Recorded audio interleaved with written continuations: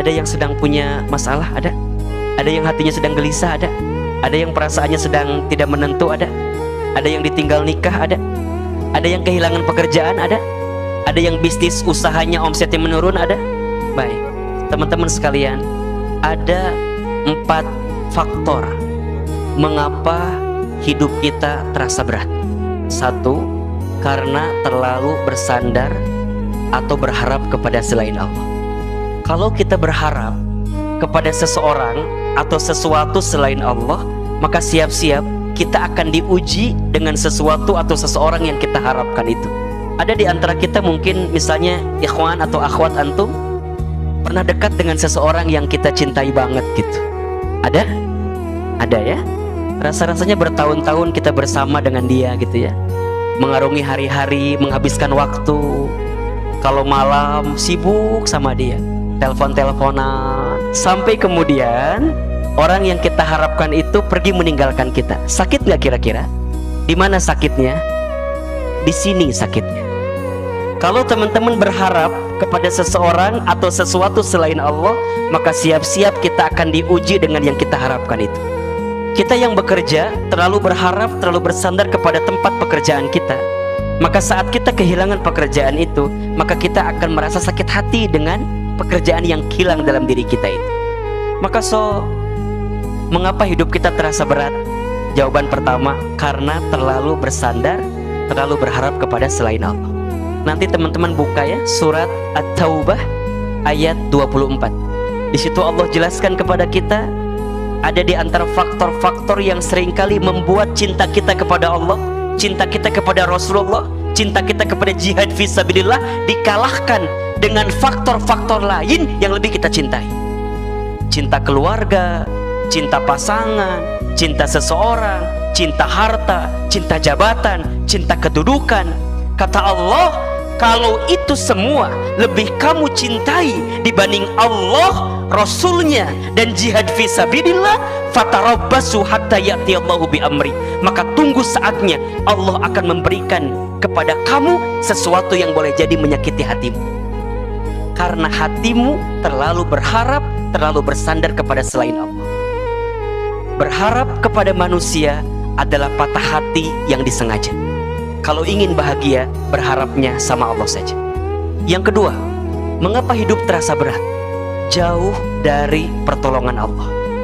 Coba Ahilman mau tanya, kalau teman-teman sedang punya masalah, lebih banyak ingat ke Allahnya atau lebih banyak ingat ke masalahnya?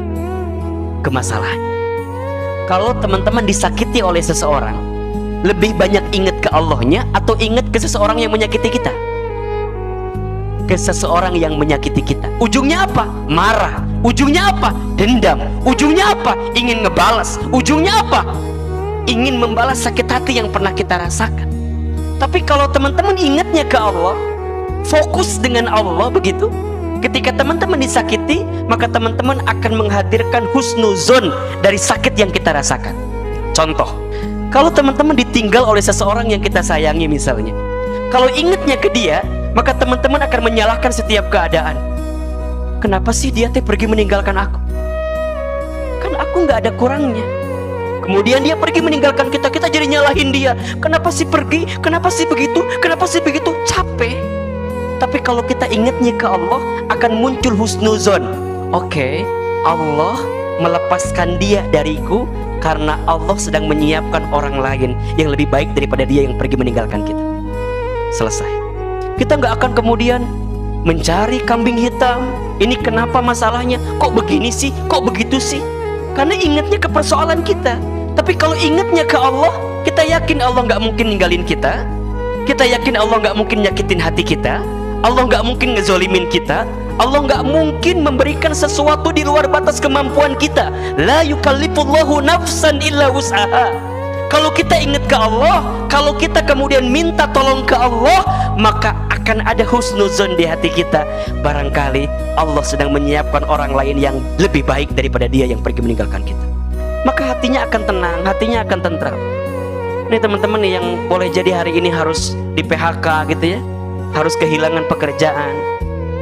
Kalau kita ingatnya ke Allah, maka kita akan menjawab Boleh jadi ini adalah waktu terbaik untuk memulai bisnis, memulai usaha.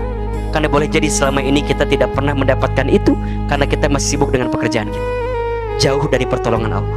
Alasan ketiga, mengapa hidup kita terasa berat? Karena kurang zikrullah, kurang zikir ke Allah, kurang menyebut nama Allah. Kenapa hati kita gelisah? Kurang zikir. Mengapa hati kita galau? Kurang zikir. Karena Allah telah tegaskan kepada kita, Ar-Ra'd ayat 28, Ala bizikrillahi tatmainnul qulub. Ingatlah, hatimu akan menjadi tenang ketika engkau berzikir kepada Allah. Teman-teman, hati yang senantiasa terpaut dan terikat dengan Allah dalam zikirnya, maka dia akan senantiasa mendapatkan hikmah terbaik di balik kejadian yang dia dapatkan. Kalau hari ini teman-teman sedang punya masalah, jangan minta dikecilkan masalah, tapi mintalah dikuatkan hati dan tubuhmu untuk menghadapi masalah itu. Kalau teman-teman sekarang sedang punya masalah, jangan minta diselesaikan masalahmu dulu sebelum kamu mendapatkan hikmah di balik masalah itu. Yang paling penting dari ujian itu bukan ujiannya, tapi pelajaran yang bisa kita ambil.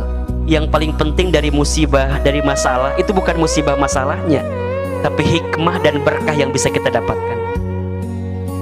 Gak apa-apa hati ini sakit, gak apa-apa hati ini tersakiti, gak apa-apa orang pergi meninggalkan kita, gak apa-apa mata kita mengeluarkan air mata dan sedih dengan keadaan kita, gak apa-apa. Kadang-kadang seseorang itu butuh untuk dibanting agar bisa terpelanting dalam keadaan yang lebih baik gitu. Gak apa-apa aku sakit, gak apa-apa aku merasakan masalah ini, karena aku percaya setelah ini ada kebaikan yang Allah berikan kepada kita. Maka teman-teman yang zikirnya kuat, maka teman-teman yang senantiasa mendekat kepada Allah, apapun yang terjadi senantiasa dilihat, dipandang dengan kebaikan. Dia tahu ada kebaikan yang Allah titipkan kepada dirinya. Seseorang kadang perlu mengalami kehilangan untuk bisa merasakan arti yang sesungguhnya dari cinta yang ditanamkan di hati. Seseorang butuh waktu untuk merasakan sesuatu yang mungkin menyakiti bagi dirinya, tapi di saat itu dia akan mendapatkan rasa manis dari pahit yang dia rasakan. Analoginya seperti obat lah. Obat itu rasanya apa? Pahit.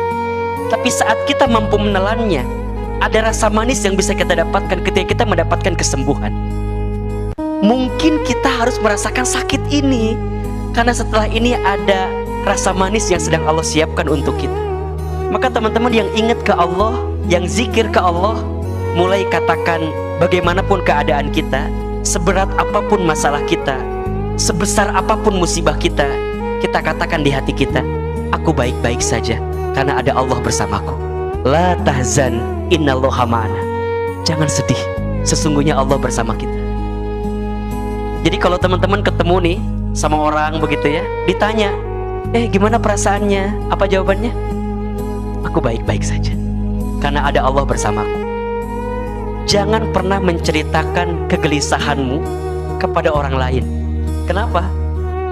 Karena yang menyukaimu tidak butuh itu, dan yang membencimu tidak akan percaya dengan itu. Bahkan kemudian dia bersyukur dengan kegelisahanmu. Orang yang gak suka dengan kita, ketika dia lihat kita sedih, seneng gak dia? Seneng.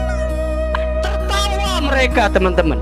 Misal nih, teman-teman dekat dengan seseorang, kemudian tiba-tiba teman-teman break gitu ya, selesai gitu. Orang yang gak suka dengan kita, nyukurin kita.